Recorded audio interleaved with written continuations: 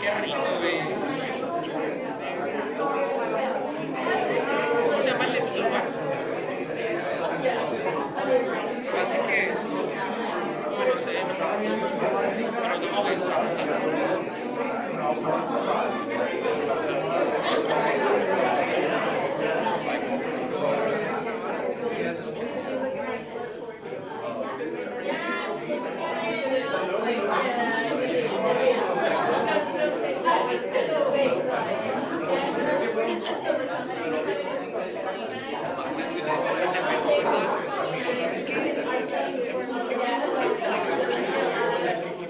Sí, güey, que te ponía. Sí, no, güey, yo estaba así, güey, también, güey. ¿Sabes lo que me pasó a mí? Que a lo que compré tenía electrolytes y me tomé uno, güey, chica, güey. Sí, güey, cuando nos metimos al carro, güey, como que mi cuerpo se empezó a reaccionar y todo. Sí, güey, me hacemos el pedo, güey. Pero me dio una, güey, después,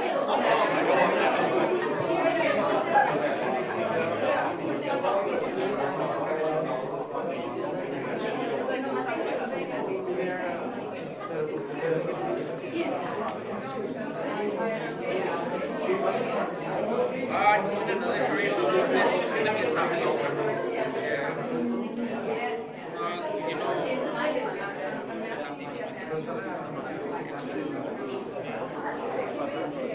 Eso es lo que hemos tenido las noticias en inglés, güey.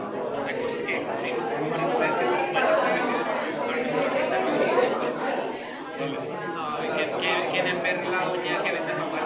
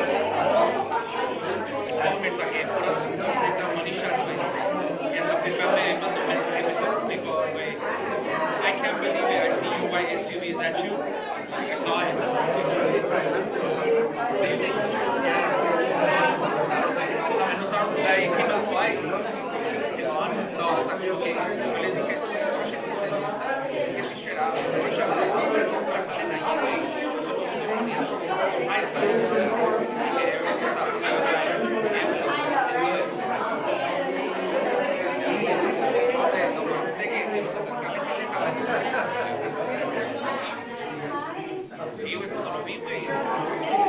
Cuando él hablaba, los firefighters, no se puso mamón, güey. Hey, man, don't you see we gotta back up. Me dice, you gotta move more. I'm like, relax. Porque es como que se pone muy pinche. No, nomás era, güey. Los demás, como que les valía de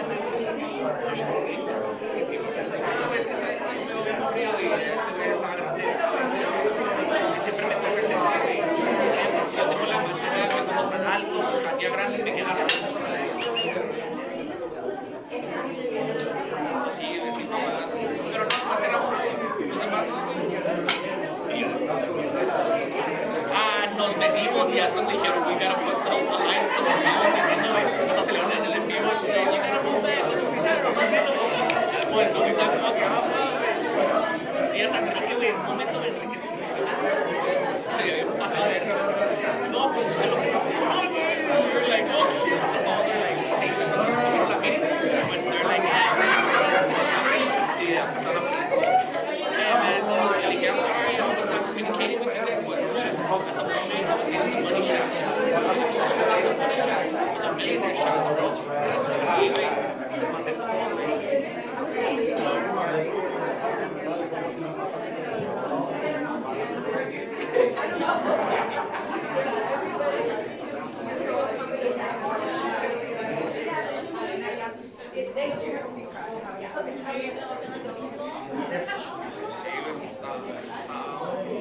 viendo mi madre, güey.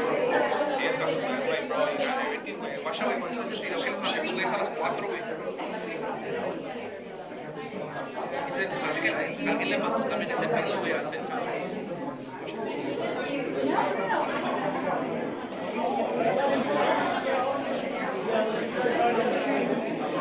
Cuando llegaron los bomberos, güey, guacha. Sí, güey. Sí, güey. Peor y estaba, pero no se bajaba ese pedo, güey. Yo estaba madre, no, güey, yo cuando estaba, güey, hasta me sentía ahí, güey. Hasta me tuve que meter en el car, güey. I was like, how fun? Hasta le decía 1, 2, 3. 1, 2, 3. Estaba recordando que me quedaba, hasta me podía hacer la shirt, güey.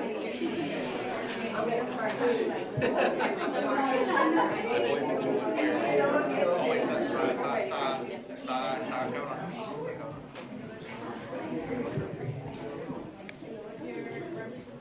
Good afternoon, everyone. And we're here to really share some incredible, great news. And obviously, if you look to my left, you'll recognize who's standing next to me. And that's our Congresswoman. And, you know, we're talking about a little over $2 million that's coming to our community. And as we've seen that, you know, there's been cut back in budgets at the White House. So when we apply for funding and there's a cutback, we know that it's going to be tough for us to get the projects that we need, the projects that we want. But Congresswoman was fought for us and continued to fight for our community. And that's the important part, that we speak with one voice and we talk about the leadership wanting the same thing. So we put in some projects that we felt that was really important in our community. And then Congress goes out and tries their best, but we don't always get what we want. But today we did, and that's because she fought really hard to make sure that we got our projects and our projects that are funded. As you see, it's a little over $2 million, $720,000 is going to Sun Metro Micro Transit, which is to help us with the EV program and small vehicles for Sun Metro. $850,000 is for the terminal bridge reconstruction there at the airport, and you know, that's where our military and our visitors to our community come. So it's something that's really been very important to us. And then the last one is our business one-stop shop, and to help us with collaboration with service and providing for businesses and technology and helping the businesses. So when you look at that, you add them all together, it's a little over $2 million that will come to our community. So let's say the Congresswoman didn't get this money. We still need these services. So we go out and we still have to do it. So who pays for it? Our local taxpayer, because it's something that's really important to us. We don't put in a project to put in a project, so if we get it, we'll do it. If we don't get it, we still have to do them.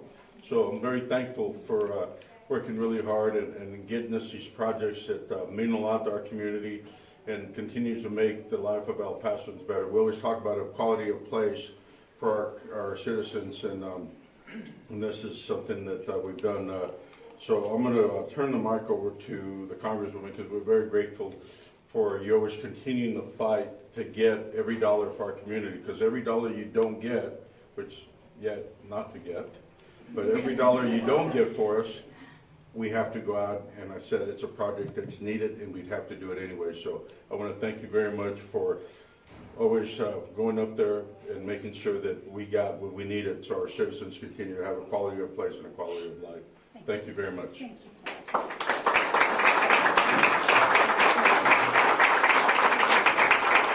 Well, good afternoon, everyone. Mayor Lisa, thank you so much for your hospitality and hosting us as we announce these wonderful projects. Representative, thank you also for joining us, and thanks to all of you. This funding, this federal funding, is part of our annual community project funding request. And just for background, so that you all kind of understand the challenges that exist on Capitol Hill today with regard to acquiring funding and the background on this money, I want to tell you how this program started and why it is so important. We started, you all probably remember back in the day when Congress had something called earmarks. and there was quite a bit of controversy. This was long before my time in Congress, and Congress decided to do away with earmarks. And earmarks were essentially a small percentage of the overall federal budget that every member of Congress could individually make determinations about where the money would go in his or her own district. But because many of these projects historically were embroiled in corruption or questionable funding, Congress, instead of reforming the program, did away with the program. But when many new members of Congress in 2018, when I was first elected, when we came on board and we flipped the House of Representatives, we said we wanted to bring back earmarks. And we felt that it could be a program that could be reformed and turned into something very positive for communities all over the country. And so we did that. We reformed the process. It is now a very transparent process. It's a process that goes through a lot of rigorous vetting, and it is now called community project funding. And when we initiated community project funding, it was a very equitable program. In other words, whether a community was represented by a member of the minority party or a member of the majority party, it did not matter. We believed every community deserved the same amount of money if their member of Congress fought and worked to make sure that those projects were well vetted and were worthy of federal investment. When House Democrats, and I'm not saying this to be partisan, I want the community to understand what happened. Because as the mayor mentioned, we unfortunately were not able to fully fund all of the requests. And that happened because in the House, when House Democrats lost the majority and House Republicans came into the majority, they essentially kept the vast majority of the money for Republican districts and gave Democratic districts a fraction of the money, which I think is incredibly inequitable, incredibly unfair. It flies in the face of what our intention was, which is every American community is worthy of investment, period. End of sentence. We hope in the future to change the program, but for now, we were unfortunately only able to fund a portion of all of our community project funding requests. But the projects are exciting, and the projects demonstrate a couple things that I think are important for El Pasoans to know. Number one, we have great local leadership that has a laundry list of great projects that need funding. That's number one. But number two, there's a lot of need. And when we open up the community project funding request process every year, it is highly competitive. There are a lot of great projects throughout the district. And I am so proud to tell all of you that the City of El Paso's competitive projects were amazing. And it made as difficult and as challenging as it was to select among a lot of great projects. We are very, very proud and excited about the city projects that we did fund. One of the projects, as the mayor mentioned, will promote electric vehicles for Sun Metro, some of the smaller vehicles. That helps move us in the direction of electrifying and decarbonizing our community so that we address and mitigate the impact of the climate crisis. We also support the city's vision of helping businesses and making sure that the backbone of our local economy, which is small businesses, continue to thrive. So we were delighted to support their effort there. And then finally, the investments in the airport. We have seen some great investments in the airport, a great vision for the airport. We want to make sure that we grow our airport, and however we can help at the federal level, we want to be there to support the city's efforts. But these are really exciting projects, and it is always my privilege to work with the City of El Paso, to work with the mayor and city council and the entire City Hall team. We are doing everything we can, as the mayor mentioned, to reduce the impact on local property taxpayers and have the federal government foot the tab as much as possible for projects that are really badly needed in the community. So with that, congratulations, Mayor, Representative, City team,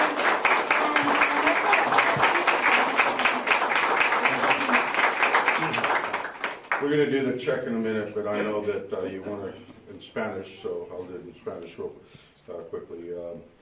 Lo que estamos haciendo aquí del Congreso, un dinero que iban a dar a todos los Estados Unidos, y Congresswoman Escobar peleó para nosotros, para que podíamos tener el dinero que necesitamos para hacer unos proyectos.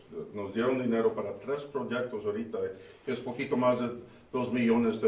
Y el primer proyecto que hacemos es para el Sun Metro, para carros de electricidad, carros más chiquitos para que nos podamos mover por la ciudad. El segundo es para el aeropuerto, y es cosas que necesitamos en el aeropuerto que nos van a dar $850,000 para eso.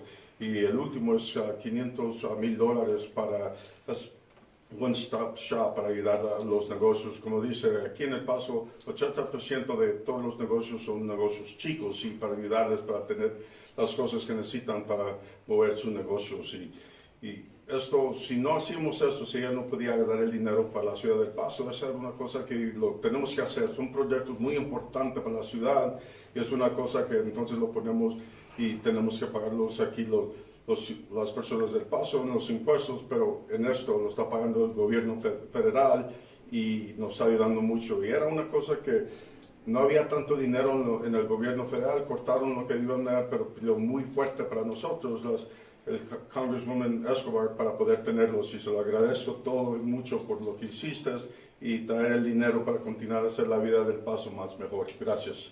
Gracias a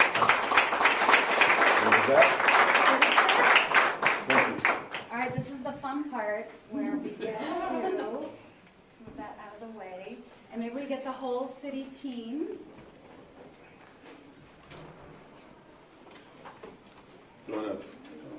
Yeah, actually, let me come over here.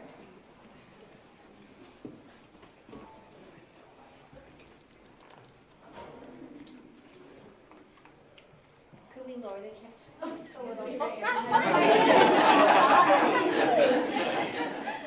And then you can take it to the drum. This fits in most ATM machines.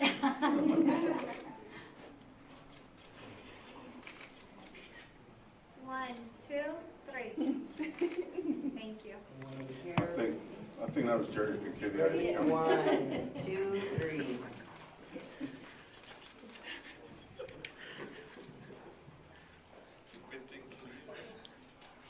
Thank you all. Excellent, congratulations. Thank you.